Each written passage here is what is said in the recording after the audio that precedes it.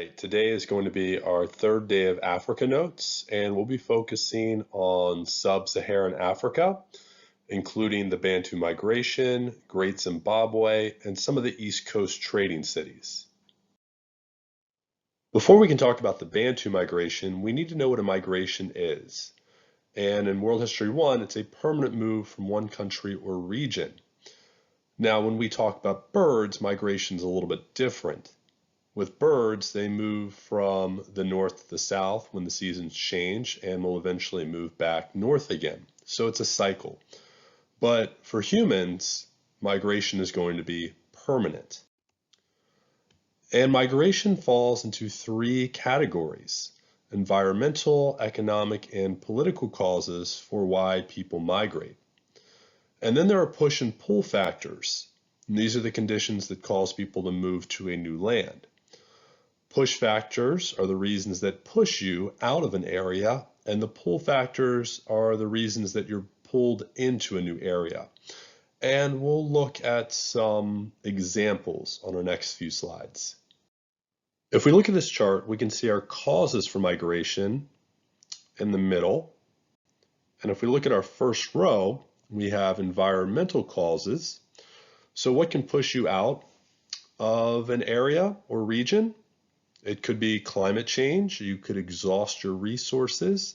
There might be natural disasters like earthquakes or volcanoes, or drought or famine hit. So those would be reasons you would want to leave a region, and then you're going to go somewhere that has abundant land with new resources and a good climate, a better place to live. That's what you're drawn to. So we can think about the Irish potato famine in the 1800s, where there was a blight and they couldn't grow their potatoes anymore. And they were pushed out of Ireland. They couldn't survive due to this famine, and they were pulled to the United States, which had abundant land, it had jobs, and it gave them a chance to survive. Although some would say the conditions for these new immigrants weren't very good. We also have economic causes for migration, such as unemployment or slavery. And you're going to move somewhere where there are employment opportunities, where you can get yourself a job, or where there is not slavery going on. And the last cause would be political, and that could be due to religious, ethnic, political persecution, or war. You would want to get yourself out of a war zone, and you're going to relocate to a region with political and religious freedom. So now that we know what a migration is, we can talk about the Bantu and their migration. The Bantu means the people. So if you say the Bantu people, you're really saying the people. And they were a language and cultural group. It wasn't government that brought them together, it was their shared language and their shared culture. They were also skilled iron workers, and this technique will spread as the Bantu migrate.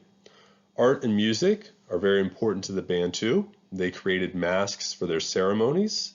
They had rhythmic music. Think about using drums in order to give you a beat to dance to.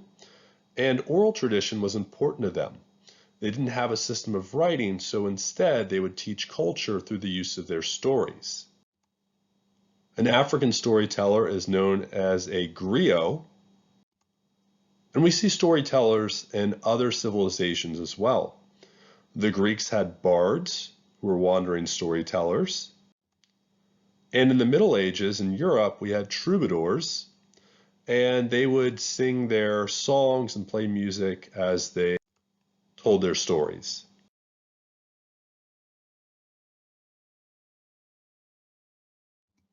So the Bantu began in sub-Saharan Africa, just south of the Sahara Desert, and we'll see them spread in two different directions: south through the Congo River Basin, and also to the east towards the coast, and from there they will spread out throughout all of South Central Africa. So the Bantu migration facilitated the spread of technology like ironworking and provided a unifying influence on the continent. It was their culture and their language which brought people together. So in a way, it was kind of like our early Greeks who lived in different city-states, but were unified through their language. The Bantu would bring agriculture to southern regions in Africa, and they spread their language and their iron-making skills as they moved further south and east. And 900 individual languages are all tied to the Bantu language. As the Bantu moved further south and further east, they met new people and they would intermarry with them, creating new customs and new cultures as they migrated throughout Africa. So we see a constant cultural diffusion due to the Bantu migration. So the Bantu would migrate towards the east coast and establish farming and fishing villages.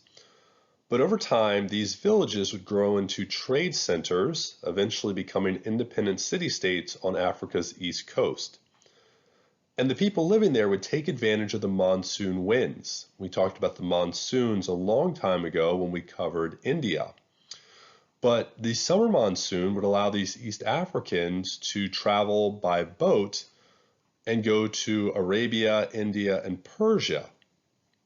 And then in the winter, Arabs, Indians, and Persians could go to Africa's east coast. So we see a growing economy where we exchange goods and services between these different civilizations. These East Coast city-states become multicultural centers. They're areas populated by a variety of different cultural groups. Because they use the monsoon winds, Arabs, Indians, and Persians would stay in East Africa until the summer season when they could return to their homes. And because of that, they would spread their culture, not just the goods that they were trading. And they would eventually return to their homeland with African goods like gold, copper, iron, animal skins, slaves, ebony, which is a shiny black wood that's prized for its color and texture. We'll see a picture of that in a second. And ivory, which we've talked about before as well, was a hard white material that is made from the tusks of animals. Usually we see it with elephants. And in return, the Africans would want porcelain and silk, which would come from India and as far away as China. This was also the beginning of the slave trade, as slaves from the interior of Africa were brought to the coast to be traded and eventually shipped off to places like Arabia or India. So here we have our East Coast trading cities like Mogadishu, Malindi, Mombasa, Kilwa, and Zanzibar Island. And they would use the monsoon winds in order to trade with India, Arabia, and Persia. So they would use the summer monsoon winds, which would take them to the Arabian Sea.